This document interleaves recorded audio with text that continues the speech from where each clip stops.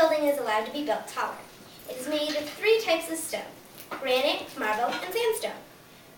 These 3 materials made up the 36,491 blocks used to build the Washington Monument. I chose this monument out of all the world's monuments because I think it is one of the most important.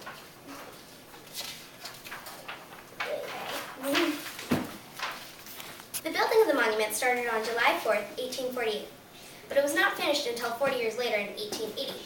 The monument officially opened to the public on October 9th, 1888. The monument cost $1,187,710, and that was the price back then. Just imagine what it would cost today, especially with the economy. In 1854, the building of the monument stopped at only 152 feet tall. Donations had stopped coming in, so they had to stop work. The George Washington National Monument Committee had run out of money altogether, and those who had the money didn't want to give it up. The monument was almost torn down, but finally, in 1876, the work started again after Congress decided to give the committee $200,000 to complete it. The monument is now what we know it to be.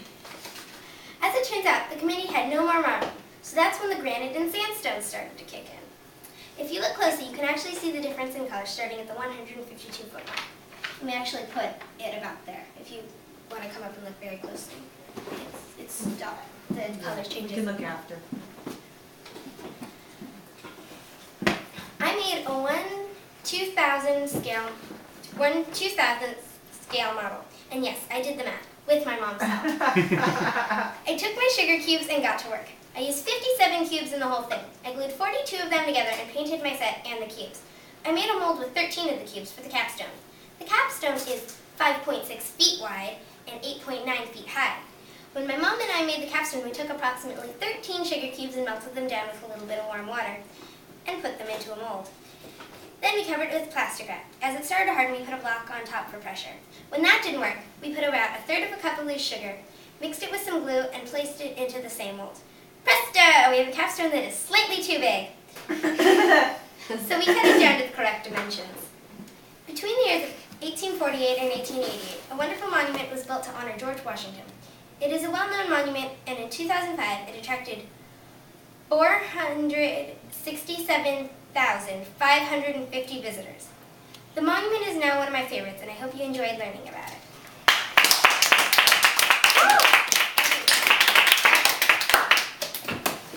I'll take that and that. So, can I ask a question? Yeah. You said that the Greeks were the ones responsible for creating obelisks. Is that? That was off of Wikipedia. I always thought it was the Egyptians. Yeah. That's That's what it said on Wikipedia. Okay. Okay, now I'm taking the vote. Who wants to hear Space Needle and who wants to hear the Eiffel Tower? Eiffel Tower. Eiffel Tower. Yes, the poodles would like to hear the Eiffel Tower. Shorty wins. I'll leave it there, Bailey. We can do the other. We can do the Space Needle. I've always wanted to. These ones are short. I made her do short ones. I always wondered about it, that's why. What? The Space Needle. I know a little bit about it. Eiffel Tower. The Eiffel Tower was built between 1887 and 1889. It officially opened to the public on May 6, 1889, and my mom actually took this picture. The Eiffel Tower is 2,049 feet high. It is made entirely up of iron. It is located on the bank of the Seine River in Paris, France, and it is one of the most famous structures in Paris. The Eiffel Tower is named after its designer, Gustave Eiffel. He wanted to build the tower, and his aim was to only have it up for a few years and then tear it down. The tower almost didn't get put in Paris at all. Eiffel wanted to build the tower in Barcelona, Spain, but the city's people thought it was weird and would cost too much, so Eiffel sent his design to Paris. They liked the idea. After construction on the tower had started, people proclaimed they hated the Eiffel Tower. They said that it was horrible to look at and they should have never let it be built. But Eiffel ignored their comments, and after a while, people began to appreciate the tower. They actually used it as a symbol of celebration in 1889. They were celebrating the centennial of the French Revolution. In 1889, the Eiffel Tower was named the world's tallest building. It kept that title until 1930, when New York City's Chrysler Building became the tallest building in the world.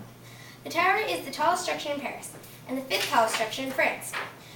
You can go up the Eiffel Tower. When you get about halfway up, there's an observation deck and restaurant, so you can enjoy lunch while looking out over the city. I think the Eiffel Tower is cool because it is one of the world's most recognizable buildings. It kept the world's tallest building title for 41 years.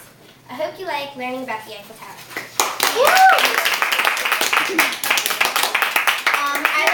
Let's hear about the Chrysler Building and then you do your poem. It's a Space Space Needle. Needle. Sorry, that's okay. She said Chrysler Building And the other. Reports and Yeah. my brain went there. Because she just annoyed me all week about doing extras. Go ahead. You told me I could do extras. I said you That's could. not a bad thing. Nope. The Space Needle. The Space Needle is located in Seattle, Washington. It does not go into space. It is a famous landmark in the city. It is one of the things Seattle is most famous for. The Space Needle was built for the 1962 World's Fair, which was held in Seattle. The Space Needle is located in the Seattle Center at the north end of downtown Seattle. The entire center was built for the fair. It had many exhibition halls, which were turned into a museum. The Key Arena, where the Sonics basketball team plays, and a whole cultural center where they have plays and concerts. The elevators in the Space Needle are really cool. They're designed so that one is going up at the same time another is going down, so they pass each other in the middle. Once you take an elevator to the top, there's a cafe and bar. There is also an observation deck you can go out to. On the observation deck, there are telescopes, and you are allowed to look through them for free! Woohoo! Finally. The observation deck goes around the entire needle, so you can see all of Seattle and some of the outlying cities. You can also get a view of Puget Sound and Lake Union. I've been to the top of the Space Needle twice. Once was on July 4th, 2001. We had flown to Seattle for my cousin's wedding. We decided to go to the Seattle Center to give our legs some exercise after the long flight. We heard about a special package where you could watch fireworks shows from Puget Sound and Lake Union, as well as some of the other cities. My mom thought that would be fun, so we bought tickets. I vaguely remember this, but Mom and Dad have told me about my stories about my first trip to Seattle. I also went to Seattle last September. We went to the Seattle Center because it had a lot of museums that we were interested in, like the Experience Music Project. We actually almost didn't go up in the Space Needle because of my mom's fear of heights. My mom put aside her fears, and we went up to the top of the Space Needle.